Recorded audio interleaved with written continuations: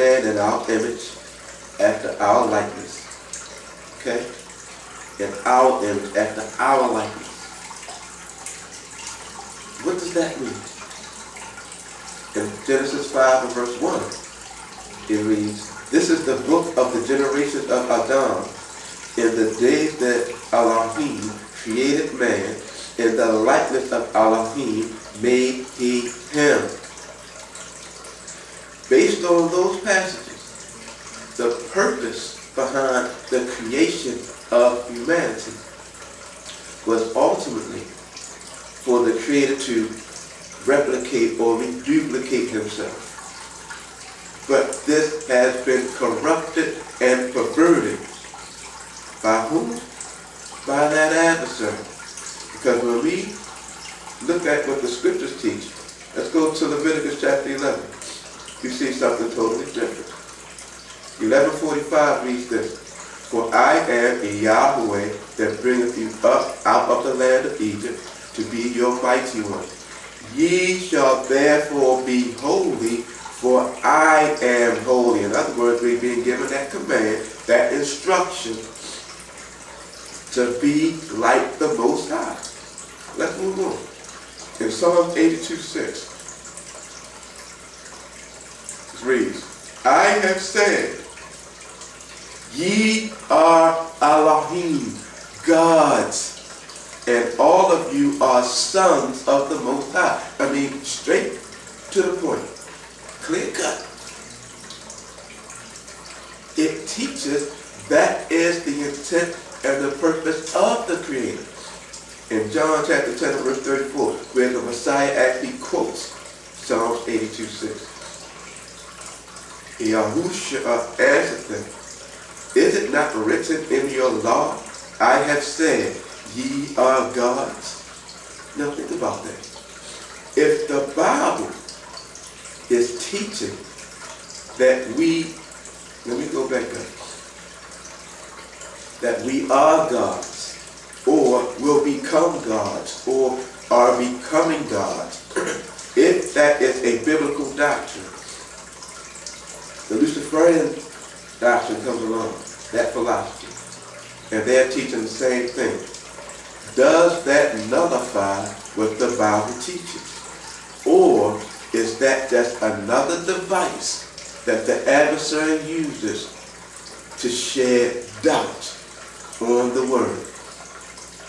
Just like the person behind, or the people behind that statement, saying that if you teach that or if you believe that, you're continuing with the conspiracy. If that's what the word teaches now, are we continuing a conspiracy? Or is that the intent that the Creator, that the adversary rather, has established the Luciferian philosophy for?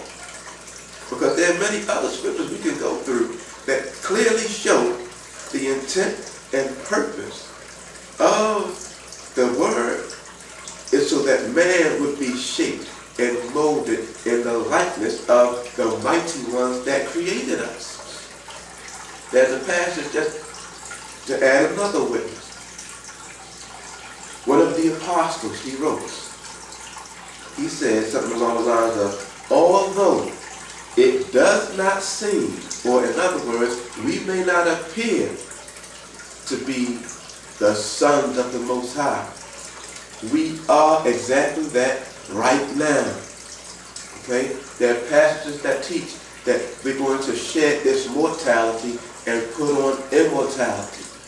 We're going to shed this physical shell that we call a body, and we're going to put on or be transformed into a spiritual body.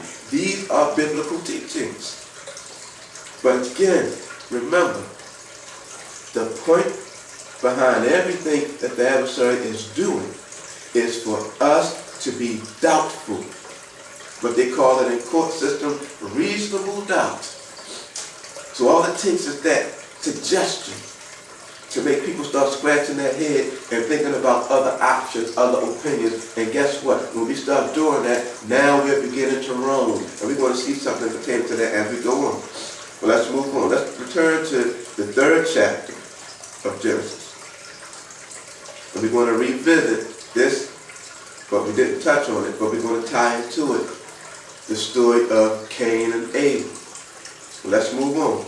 In Genesis chapter 3, verse 14, in this particular passage, what happens is Yahweh Elohim now gives the judgment to the serpent.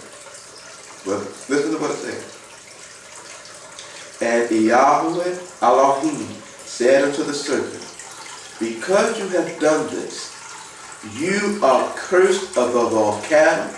Now he's talking to the serpent when he's saying this. I just want to emphasize that. And I want to emphasize that simply because it was the serpent who was speaking. The adversary was only using the serpent to give this particular message. And as a result, he's being cursed, and he's saying above all cattle. In other words, above other animals that also exist. And above every beast of the field. Upon your belly shall you go. What does that teach us? Think about that. Does that mean that at one point the serpent in reference did not go upon his belly? Think about that. Upon thy belly shalt thou go, and thus shalt thou eat all the days of thy life. And I will put enmity, and what that means, simply opposition.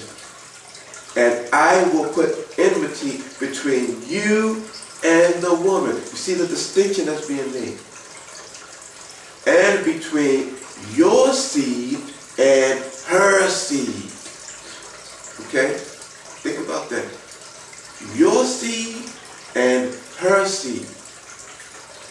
It shall bruise your head, and you shall bruise his heel. So now, what we're being introduced to, not only does that woman have a seed or a lineage that will continue through the earth, but we're also learning the adversary will also have a seed or a lineage which will continue through the earth. And that's what we're going to look at now. Keep in mind, this same adversary who deceiveth the whole world has a family that exists within the world. And what do you suppose that this family does? Let's move on. So we see there are two people growing in the earth. Now we have to ask ourselves a question.